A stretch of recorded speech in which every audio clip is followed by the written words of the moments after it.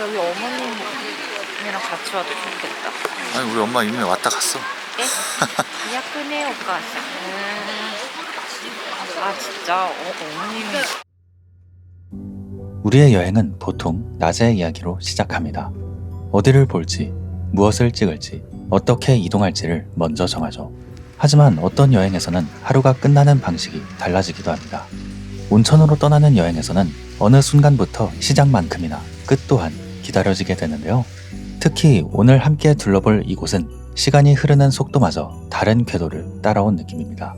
일반적인 관광지가 대규모 역과 호텔, 커다란 시설을 중심으로 빠르게 형태를 갖추었다면 이 마을은 크기와 속도를 지키며 나무처럼 조금씩 자라나는 쪽을 선택했습니다. 변화는 늘 천천히 주민들의 생활을 앞서지 않도록 조율되어 왔죠. 그렇기에 이곳의 건축 역시 자연을 압도하려 들기보다 조용히 자리하며 함께 풍경을 완성합니다. 이번 영상에서는 작지만 여운이 길었던 온천마을 유후인의 이야기를 풀어보려 합니다. 2025년 통계 기준 오이타현 유후인의 한 해 방문객은 대략 430만 명 정도입니다.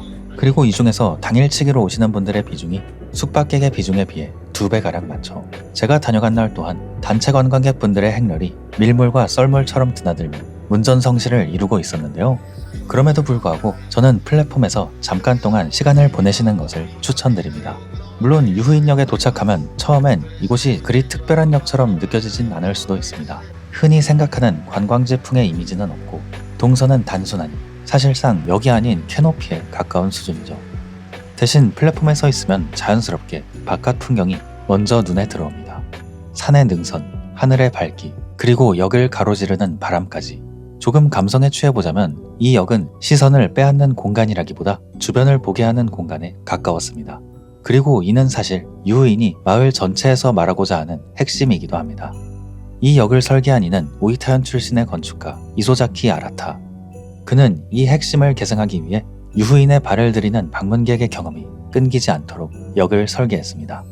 플랫폼 중앙에서 출입구, 도로를 지나 유후인을 품고 있는 명산 유후다케까지 모든 것을 바라보는 시선이 곧게 이어지도록 일직선으로 배치하였죠. 이러한 연속성을 위해 개찰구를 따로 만들지 않은 역이기도 합니다.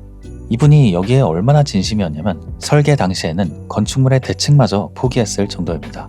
유후인에 이미 다녀오신 분들이라면 완벽한 대칭을 이루고 있는 현재의 유후인역을 떠올리며 이 말이 의아하게 들리실 것 같은데요. 사실 이 역은 처음부터 대칭 구조는 아니었습니다. 현재 화장실이 위치한 부분은 이후 주변 부지가 재건축되면서 함께 증축된 영역이죠. 겉으로 보기에는 거의 알아차리기 어렵지만 역의 지붕을 유심히 살펴보면 그 흔적을 발견할 수 있는데요. 이는 시각적인 균형이나 건물의 멋보다 플랫폼에서 마을로 이어지는 경험의 연속성을 더 중요하게 여겼다는 증거이기도 합니다.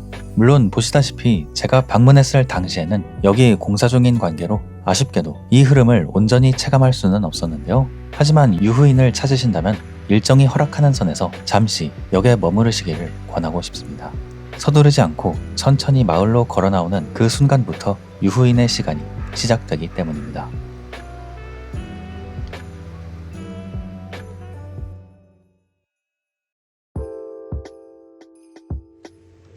유후인역을 빠져나오면 이 마을의 상징이자 인증샷으로 유명한 유후다케의 전경이 눈앞에 펼쳐지는데요. 유후인은 오래전부터 고층 빌딩이나 대형 리조트의 유치를 스스로 제안해온 마을입니다.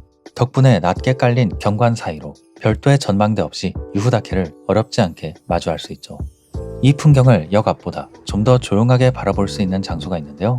유후인역을 바라보고 왼쪽으로 고개를 돌리면 바로 보이는 유후인 투어리스트 인포메이션 센터, 줄여서 유후인포라 불리는 곳입니다. 마찬가지로 일본의 유명 건축가 반시게루가 설계한 곳으로 유후인역의 입구에서 이곳까지 지붕으로 이어져 있다 보니 역을 빠져나와 걷다 보면 자연스럽게 넘어올 수 있는데요. 유후인역에 비하면 다소 화려해 보이기는 하나 오이타현산 삼나무의 결을 그대로 드러냈다는 점에선 관광정보센터와 제법 어울리는 선택이라고 생각됩니다. 이곳 역시 유후인을 찾은 여행자에게 바깥을 보며 잠시 숨을 고를 여유를 건네는 장소입니다. 하나의 건물 안에 서로 다른 방향을 바라보는 두 개의 전망이 공존하고 있는데요. 문을 열고 들어서면 먼저 1층, 앞서 지나온 철길과 그 너머로 펼쳐지는 자연을 바라볼 수 있는 공간이 이어집니다. 그리고 2층으로 올라가면 반대편에 자리한 유후다케를 마주할 수 있는 테라스가 나타나죠. 이 두 풍경 사이의 거리를 층을 가로지르는 완만한 경사로가 자연스럽게 연결해줍니다. 앞선 유후인역과 방향은 다르지만 경험의 연속성이라는 결은 서로 공유하고 있는 셈입니다. 네, 눈치채신 분들도 계시겠지만 방금 전 유후인역의 대칭 구조는 옆 건물의 재건축과 함께 완성되었다고 말씀드렸는데요. 맞습니다. 역 앞에 캐노피를 포함한 유후인역의 증축은 유후인포를 설계한 건축가 반시게루에 의해 이루어진 것입니다. 흥미로운 점은 이곳을 설계한 반시게루가 학창시절 잠시나마 이소자키 아라타의 사무소에서 경험을 쌓았다는 사실인데요. 이후 이소자키 아라타의 회고에 따르면 두 사람은 서로를 아웃로우라 부를 만큼 처음에는 꽤 다른 방향을 보고 있었다고 합니다. 그럼에도 불구하고 스승과 제자 모두가 오늘날 프리츠커상을 수상한 세계적인 건축가가 되었죠. 유후인역의 두 건물들 또한 첫인상이 이렇게나 다르지만 결국 둘이 바라보는 지향점은 비슷한 이유를 이 관계에서 짐작해 볼 수 있을 것 같습니다.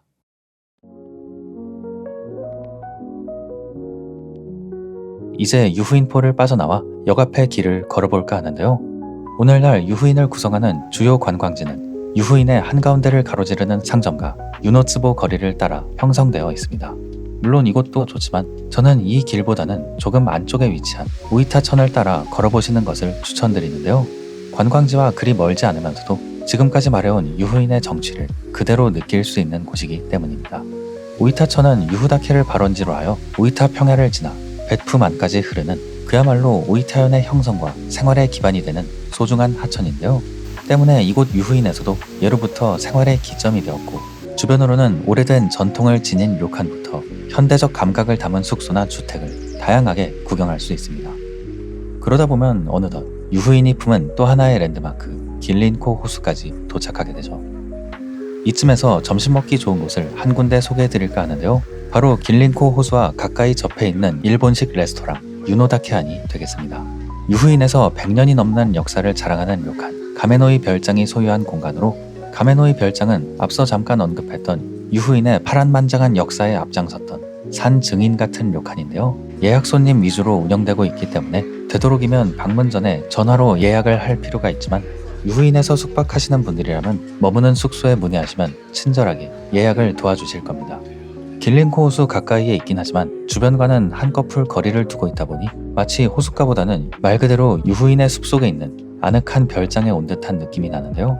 그렇기에 이곳의 특징은 오로지 유후인산 식재료만을 사용한다는 점이 되겠습니다. 사실 저는 개인적으로 이전에 교토 가정식에 대한 안 좋은 기억을 갖고 있어서 방문 전에 내심 걱정했었는데 이곳은 육식러들이 고르기에도 충분한 메뉴들이 많아서 만족스러웠습니다. 그리고 개인적인 사심을 채워서 죄송합니다만 곳곳에 놓인 가구를 구경하는 재미가 상당하다는 점입니다.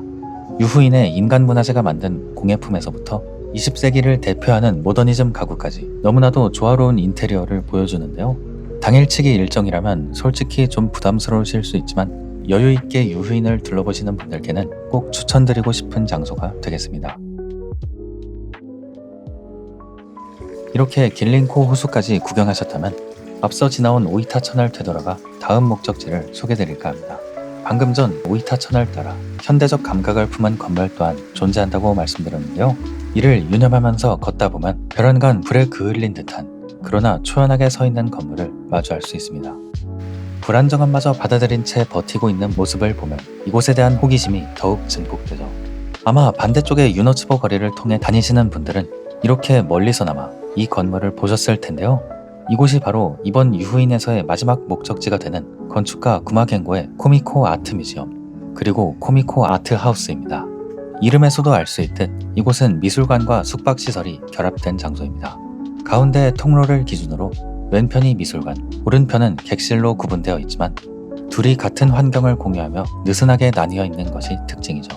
자연을 이용해 공적 공간과 사적 공간을 모호하게 하는 것으로 하여금 구마겐고의 자연에 지는 건축이라는 철학을 드러내고 있다고 보시면 될 것 같습니다. 그렇기에 앞서 보았던 불에 그을린 듯한 겉모습 역시 착각이 아닙니다. 여기에는 삼나무판의 표면을 태워 탄소층을 형성하는 야키스기라 불리는 전통 기법이 사용되었는데요. 이렇게 불에 의해 숯처럼 코팅된 겉면은 내구성을 높이는 동시에 이것만의 독특한 질감을 만들어내게 됩니다.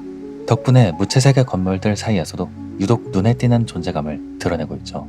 온천마을의 미술관이라고 해서 큰 기대 없이 들어서는 분들도 계실지 모르겠습니다. 하지만 이곳이 소장하고 있는 작품과 작가들의 면면은 그 나오시마의 미술관들과 나란히 놔도 전혀 손색이 없는 구성을 보여주기 때문에 마음의 준비를 한 차례 하고 들어가 보시는 것을 추천드립니다. 무엇보다 2층의 카페에서 보이는 유후다케와 요시모토 나라의 설치 미술의 조합은 사진을 찍지 않으면 손해라고 해도 될 정도로 아름답기 때문에 꼭 한번 들러보시기를 바랍니다. 아쉽게도 이번 영상에서는 코미코 아트 뮤지엄에 한해서만 보여드릴 수 있을 것 같습니다.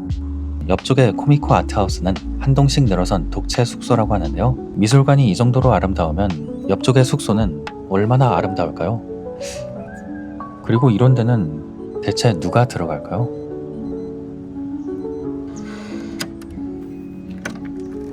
네, 제가 한번 머물러 보겠습니다.